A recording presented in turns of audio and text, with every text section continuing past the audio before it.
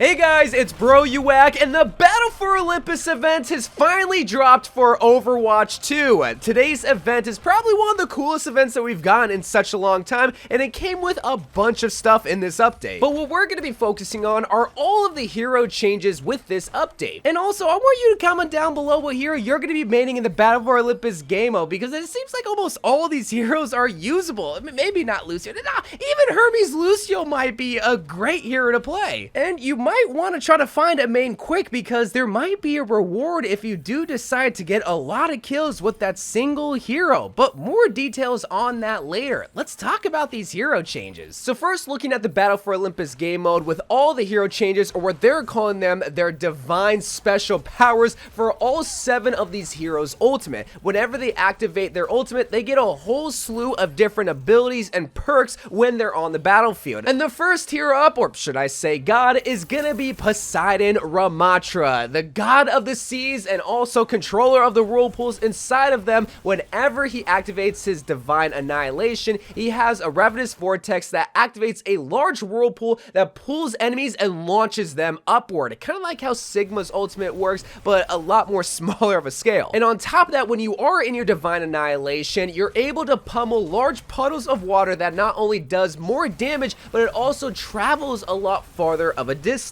Moving on to the god or goddess of the gods in this game mode, Zeus Junker Queen only got 2 changes to her divine rampage. Whenever you activate your ultimate, it lasts a total of 20 seconds, and damage done with your scatter gun now has a chance to refill your lightning damage whenever you do like ability damage to an enemy, whether it's an axe or a knife or you're throwing Gracie. And what lightning damage does in the case of Zeus Junker Queen is that it brings down the power of Zeus, well, I guess technically herself, and strikes somebody on the battlefield, which is just insane when you think about it. Moving on to Minotaur Reinhardt, he got a whole gang of changes to his ultimate called his Define Earth Shadow now in this game mode. It's just like Junker Queen, it lasts 20 seconds. Whenever he charges into somebody and slams them into a wall, it heals him. And when you're charging into somebody, you have a chance to pin upwards of 3 people. So basically, you're a giant bowling bull. The cooldown for his charge only has 3 seconds, so if you're feeding Reinhardt, you're literally gonna be in heaven in this game mode. And the last change, but certainly not least, because, well, this change isn't just really one change, it's basically 3 in 1. Whenever you slam somebody into a wall, it not only deals lethal damage, but it also extends your ultimate. It extends your defined power with Reinhardt so that you can continue to charge. But on top of that, if that wasn't good enough for you, it also resets the charge cooldown to 0.5 seconds. This game mode truly is the place where all terrible feeding Reinhardt mains can come and rejoice. But if you like feeding, then you're gonna love the next god on our list, Cyclops Roadhog. With your Define Whole Hog ultimate, it lasts a total of 15 seconds, but it increases your size as Roadhog. It increases your hitbox, and it gives you an additional 600 health while in your Define ultimate. Instead of just sending scrap through your whole hog gun, you're hurling giant boulders that deals massive amounts of damage, and at the same time you can still hook and heal yourself while hurling the boulders and using your ult. And the cherry on top of this sundae for Cyclops Roadhog is that his melee damage does 5 times the damage, and it pushes enemies away. So squishies, if you see a giant Cyclops running to you, run away. Just run. He's gonna punch you. Those were insane tank changes. But what about the squishy heroes? Because we have Pharah, Widowmaker, and Lucio in the same game mode. What did Hades Pharah get? Well, she got her Divine Rocket Barrage, of course. This superpower lasts a total of 20 seconds, and you're able to move while using your ultimate ability, something that a lot of people are calling for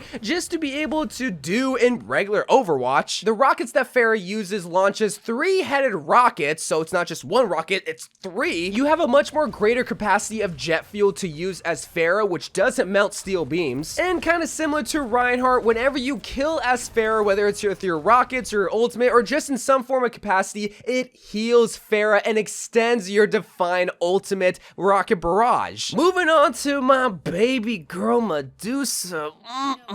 She turns me stone hard in more ways than one, which is exactly what she does when she activates her divine infrasight. This is only one change, but when you activate this and you scope in and you look at an enemy, it automatically turns them into stone. Like, it just stops them in their track and you're able to get a much more easier headshot. So if you have bad aim like me, this is a good ultimate, or a good superpower I should call it. And the last hero in this game mode, Hermes Lucio, the guy that got absolutely bullied in the trailer. Well, if he's getting bullied, then how can he survive in the battle for Olympus? Well, it's gonna be with his divine sound barrier. This lasts a total of 20 seconds and you're always able to jump again after you jump off of the wall. So when you wall ride and you jump off, you're able to kind of do a Super Mario jump in the air. Whenever you boop an enemy as Lucio, if you boop them into a wall specifically, it does extra damage and it gives them a very short stun. And because he's the squishiest boy in this battle of gods, his attack and movement speed got increased along with having infinite ammo. Of course, when you activate your divine sound barrier, that is. And the other change, or should I just say additions, are to the maps themselves. Now, the health pack locations are still going to be the exact same, but throughout the map, you're going to see these green health packs and these golden tubes that do different functions. Now, these green armor packs, even though it gives you a green shield, it is going to give you 15 green shield for everyone that you collect. And these golden capsule things are going to actually give you 30% to your ultimate charge. So you're really going to want to hang around these golden capsule areas. So really, there might be one hero that emerges to be the best of all gods, and you can make that happen, because what's so special about this game mode is that throughout the whole duration of this event, the hero that gets the most kills throughout January 5th and 19th, they will get a statue made of themselves on Ilios Ruins. So if you want a statue of Lucio on Ilios, which is his map, then you have to get the most amount of kills in the Battle for Olympus game mode throughout the whole duration of the event. And obviously this is a global event. It's not just based on one single person, whoever gets the most amount of kills. No, like if Lucio does get the most amount of kills from all the players during this 2-week event, then he will get a statue in Ilios. But I think that would be kind of cool, that is, say, okay, if Lucio did win and say someone like Frogger got the most amount of kills with Lucio in this game mode, then he also gets a nameplate with the Lucio statue because, well, he was the god among Lucios. I don't know. I thought that'd be pretty cool. And the other cool part about this event that we've kind of known for a while now is that if you complete game mode specific challenges, like challenges that are tailor-made to the Battle of Olympus game mode, you can unlock Wing Victory Mercy along with other cosmetic goodies for free, which they've been trying to create many avenues to give out past legendary skins for free. And in this case, a 2017 Summer Game skin is being made available just by simply completing challenges, which I was kind of surprised that they didn't make Wing Victory Mercy a playable hero in the FFA game mode. Imagine like if there was like a boss that you all had to fight at the very end, and then whoever killed her then automatically I don't know. I thought that would be a pretty fun idea to incorporate her in the game mode. But besides that, that is everything in the brand new Greek God Battle of Olympus game mode, which I just gotta say,